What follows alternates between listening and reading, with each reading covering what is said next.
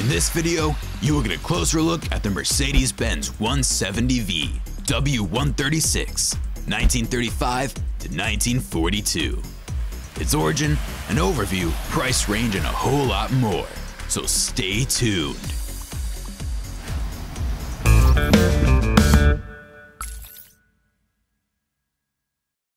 In 1936, the 1.7-liter four-cylinder rear-wheel drive Mercedes-Benz 170V W136 was released to supersede the 1.7-liter six-cylinder Mercedes-Benz 170 W15. Cars from the Mercedes-Benz W136 series were Mercedes-primary Benz line of inline-four-cylinder automobiles from the mid-1930s through to the early 1950s. In February 1936, the W15 Typ 170 successor, the Type 170V, made its public appearance. Mercedes' best-selling car from 1936 through 1939 before it was succeeded by the Mercedes-Benz W120, 121. Now grab a seat as I walk you through the outstanding qualities of what I believe to be the Mercedes cornerstone. Meanwhile, subscribe and hit that bell icon so as to not miss any of our amazing videos. From the mid-1930s through the 1950s, the Mercedes-Benz W136 was the company's principal series of inline four-cylinder automobiles. In February 1936, the Type 170V made its first public appearance as the replacement of the W15 Type 170. It was Mercedes' best-selling vehicle from 1936 to 1939. A sufficient number of the W136's components survived World War II to act as the cornerstone for the manufacturer's rebuilding. By 1947, the Mercedes-Benz 170V had reclaimed its position as Mercedes' best-selling vehicle, a status it kept until 1953.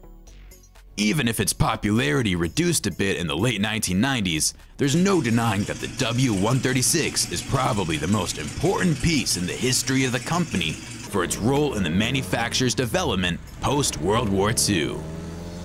Despite having equal engine capacity, the side-valve M136 in the updated automobiles was more efficient.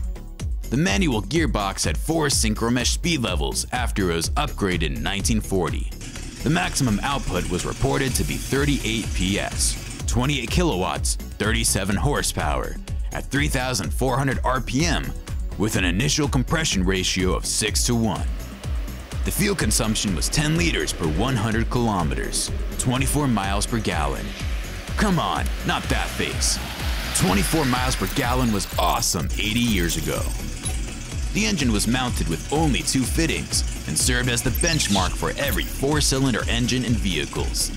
The majority of vehicles built, and an even greater number of those that remain, were 2- or 4-door limousine, sedan, or saloon body styles, although the variety of alternative body types provided for the 170V in the 1930s was extremely vast.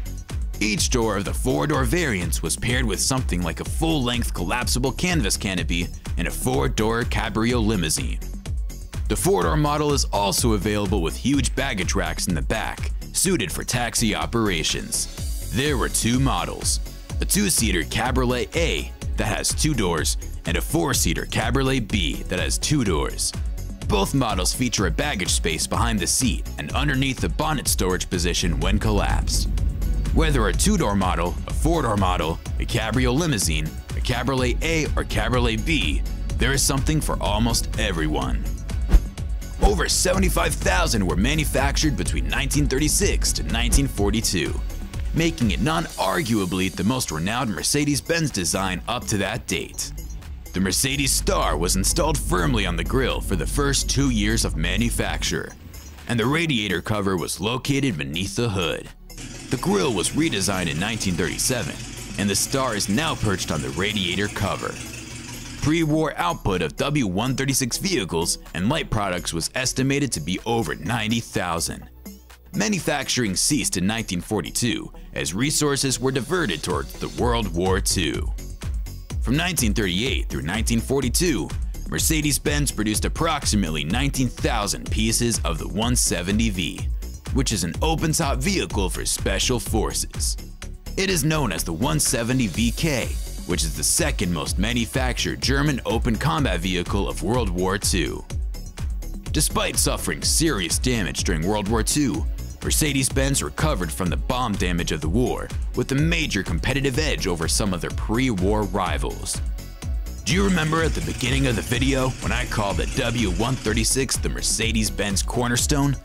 The basis of the brand's recovery from the aftermath of World War II is based on the components of this amazing piece. A more expensive and luxurious model known as the 170S was developed in this period. Also, there is an upgraded version in 1950, 1952, and 1953, as well as a specialized model for police. The 170V, like other older Mercedes-Benz cars, was a wheeled exhibition of wealth and status. The V170, with body lines similar to the W15, went on to become a bestseller. This present day, the vintage car currently goes for around $155,000 on certain online websites, but there's no information regarding its price as at the time it was launched. That will be all for today, guys. I'm sure you loved this video, so hit that like button and stay tuned for more classic car videos.